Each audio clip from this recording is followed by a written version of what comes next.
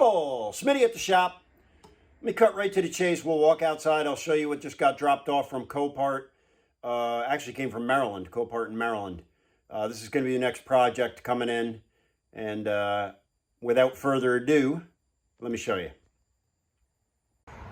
October, Friday the 13th. We just picked this up. Actually got dropped off. This came out of Maryland. It's what do they call these things? iS250, Lexus. This one's a 2015. It's got just 100,000 on it. This is a salvage car, technically. It's got a bad motor. Yeah, iS250. Real clean car otherwise. So we're going to be swapping a motor out in this. This one is a rear-wheel drive version, not the all-wheel drive. Well, the old Lexus has been sitting here about 2 weeks, and I finally got a chance to get it off the trailer and get it in the shop. And I can tell you this, Miss Guzman did a job on it. I suspected that there was an issue with the thing using oil since it was out of oil, although in the glove box there was extensive service records, and the sticker indicated that she had 1,000 miles before oil change. But I was just going on an assumption. But it looks like maybe Miss Guzman, that's the previous owner's name. It looks like maybe she went off-roading here. So we got a little bit of damage to the muffler assembly there. A little bit of damage to the res. We come up here, and here's where we find the real damage. We took a hit, a very slight hit to the transmission pan. Did not perforate it. But as you come up here to this cross member, metal and aluminum, both damaged, blew a hole in the bottom of the bell housing. And then, of course, oil damage to the oil pan, which I'm assuming is perforated, hence the empty oil. The only thing I am curious about now, we got a little bit of damage there. I mean, you know, probably ran over something. Probably something in the road out there in the Maryland area. There's a lot of traffic. I'm assuming that's what happened. So what am I going to do first? I'm going to remove this cross member here. I'm going to get a better look at that bell housing. I'm going to pull the drain plug and see if we get anything coming out of that, just out of curiosity. And then I'm going to determine, is the engine actually seized, or do we have it, is it bound up with the transmission? I'm assuming it's seized. All right, enough talk, Jeff. Let's get this thing apart. Yeah, so I was just getting ready to pull the drain pan on the oil pan, engine oil pan, and that's where I saw the actual perforation right there. Because I was looking here and I didn't see where it actually had gone through. But it has certainly gone through there. All right, let me get this plug out. Yeah, not so much as a drop. I mean, literally, not even a drop. This explains why this was an insurance job. I was kind of, you know, you kind of scratch your head when you get these cars, like, you know, what's going on with this thing? And even if she didn't, you know, Copart advertised this as running and driving, but here's what happens. Suppose it comes in, it's got a dead battery. The guys that are going and checking them in, you know, they jump start it, they start it up, they start taking their pictures, walking around the car. Well, they don't know. Maybe they leave the car running. Yeah, it's unfortunate. Real nice, you know, looking up in the cylinder walls, you can see some real nice cross hatching. There's only a $122 on this motor. I don't see anything glaring, you know, except for the fact that, you know, interestingly, I can get the motor to move, but it's super tight. I got about, what did I get? About 3/4 of a revolution, and it's just tightening the bolt up. So, I mean, it's that tight. So I've just, you know, and I'm just satisfying my curiosity. I'm going to have to, so this aluminum part here that's damaged, that's your engine cradle. I'm going to price that out. Transmission pan. As I said, that didn't lose any fluid, which I'm glad about that, but got a couple little things we got to price out here before I just dive into this head first. Engine for this, a JDM version of this engine, low mileage, is just about $1,000 shipped to the shop. So that's certainly reasonable. All right. Stay tuned. Miss Guzman, what's going on that front tire? Yeah, that was, she was ready to fall apart. It's starting to pull apart right there. That's the left front. Yeah, right front doesn't look a whole lot better. Wow, yeah, a couple tires in alignment once we get everything else done. All right, well, while I got fluids draining, I'm just gonna kind of scan the motor here with the camera because, you know, in case I have to refer back. Because, you know, I'll pull the motor out now, but who knows when I'll get a motor and get a chance to get it back in, so. And not that it matters, because the one thing you need to see is the one thing that you don't video, so. That's not always true. It is nice to refer back to stuff occasionally.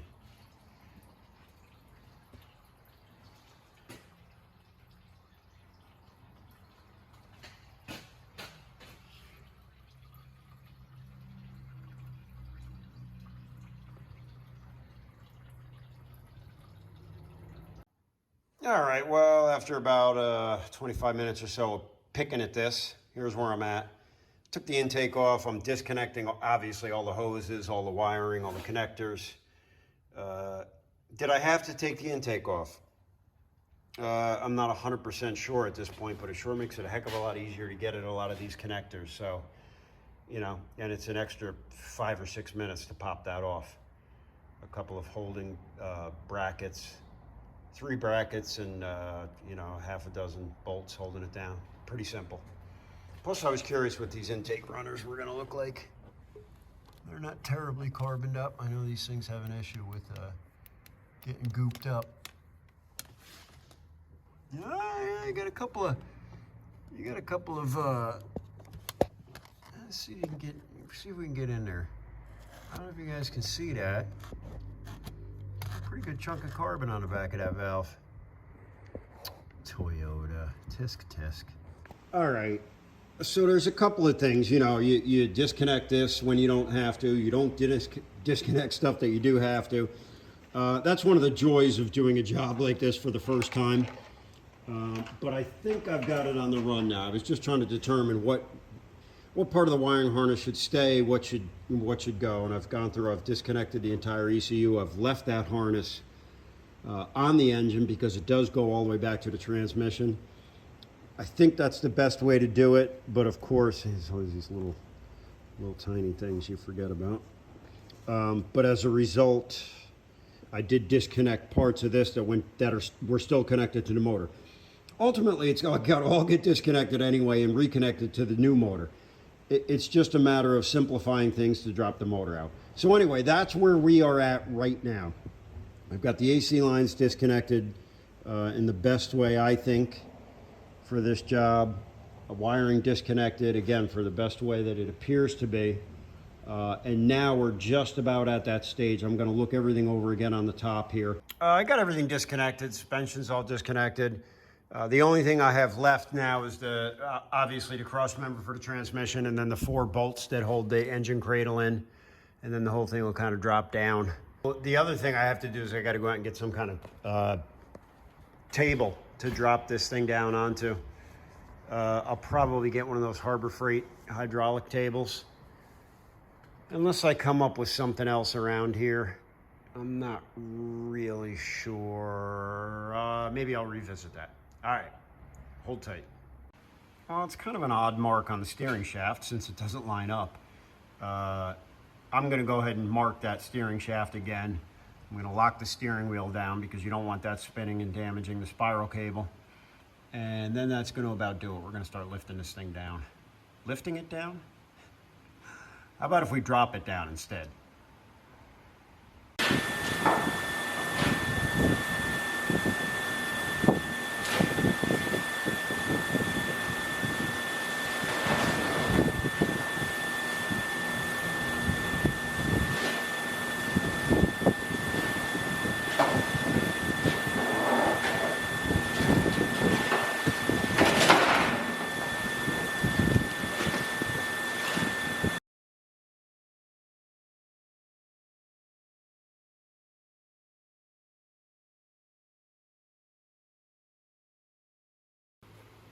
All right, well, generally speaking, I've got it where I want it placed.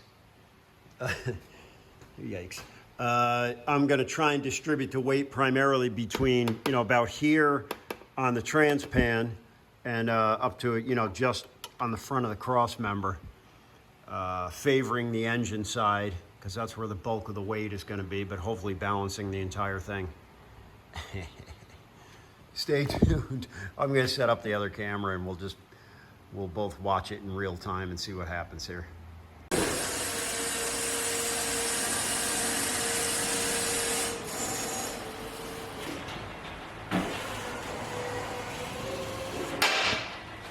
Well, let's see what we got there. And I just realized I set you guys up.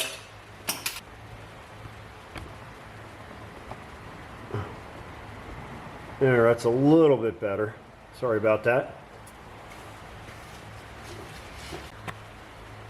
All right, it looks like we're back in business. I got the steering shaft was just frozen to the power steering rack. Welcome to the Great Northeast. It just was not coming loose. I think I've got it about halfway loose now, and then we'll see if we can drop the engine back down some. That might have been it that just dropped right now.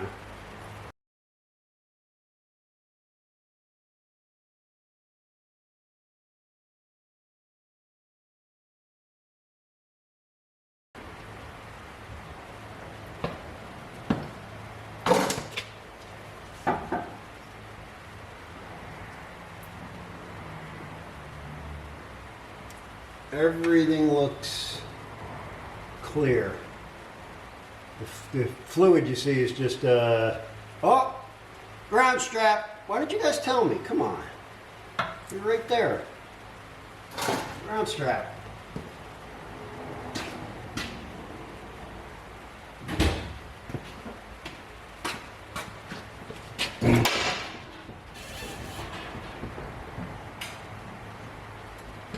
Count on you guys for this.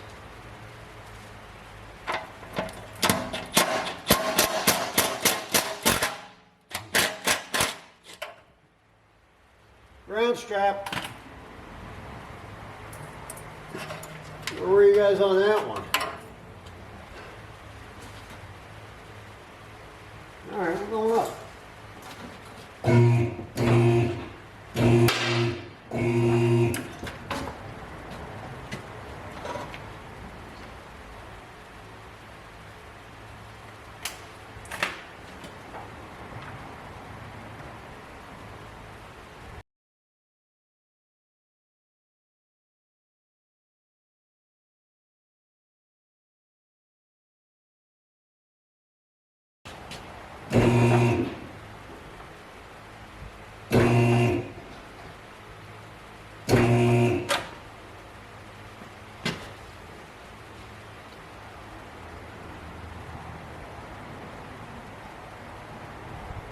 Looks good. Bulk of the weight is still on the table. Maybe I could have come forward a hair. Too late now. Dipstick. Those are still clear. Holding on to each other. Everything clear in the front.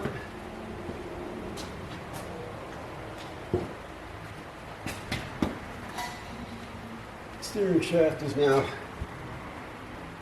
pretty much clear, just about clear of the valve covers.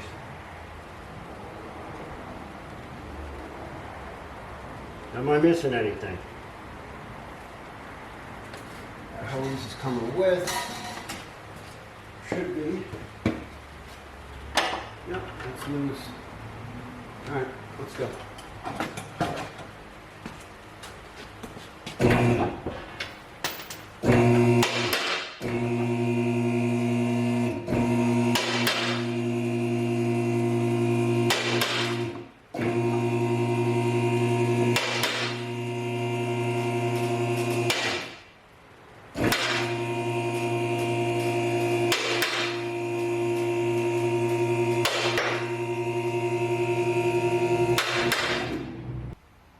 And there you have it, free and clear.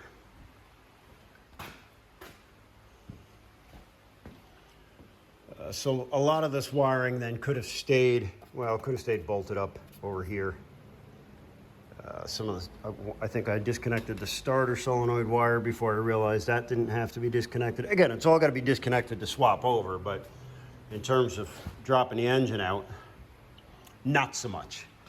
There's our offending steering shaft. That's real tight. I'll probably just remove that. The bolts are out of the top and the bottom. And then we'll work that. We'll work that in there after the engine is in, I hope. And I think that's going to about do it. Let's see if we can let this thing down ever so gently. You know what, let me clean up around here a little bit, then I'm going to let this down just to take some of the pressure off it.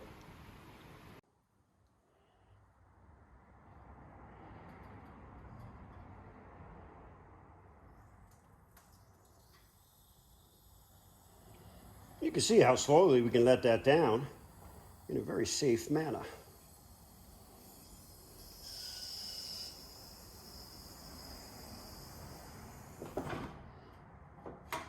And there she is. Well, looky what just got dropped off.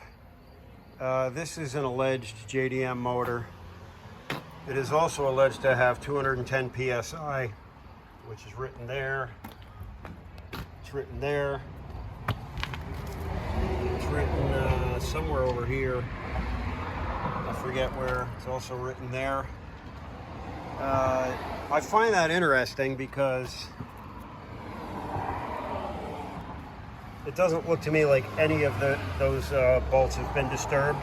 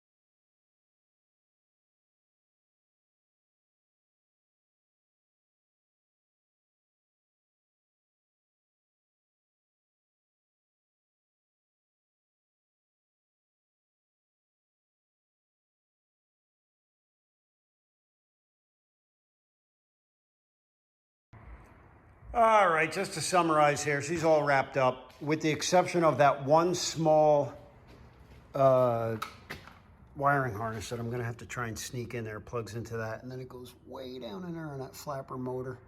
Hopefully that will be doable in the car. It's gonna be tight because that's right up against the firewall. If not, then I gotta wait for it, whatever. So, you know, between screwing around with the subframe and switching everything over onto that, and then swapping everything over from one motor to the next, putting the transmission over.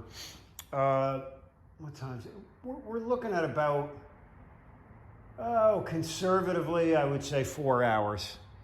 I was chipping away, taking my time. I did get interrupted by one customer, a couple of phone calls, so yeah, somewhere between 3 and 4 hours, which I had said to several people that walked in and asked about the job.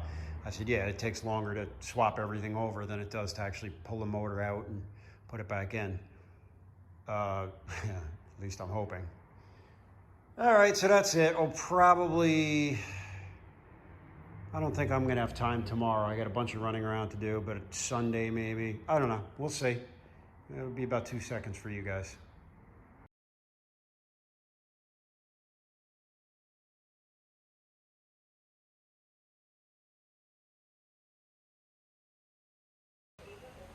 And there it is back in place. And like I've said before, it's really that easy. The easiest part about this job is dropping the engine in and out. that light work? Nope, battery's dead. You know, it's basically 2 bolts on the subframe, 2 nuts on studs on the subframe, and then the 4 bolts on the cross member for the transmission, and that holds everything in place. So that's where we're at now. It is currently being held in place by the hardware. Now it's just a matter of buttoning everything back up. Okay.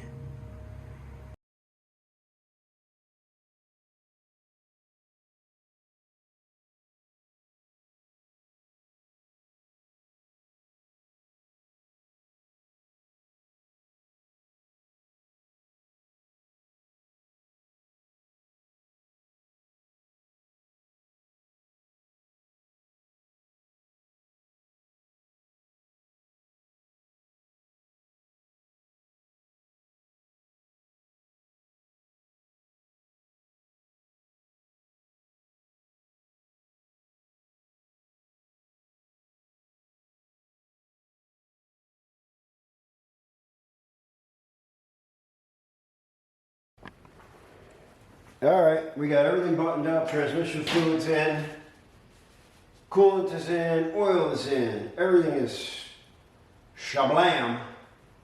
We're gonna heat this thing up. We'll double check the transmission fluid, bleed the coolant. Contact!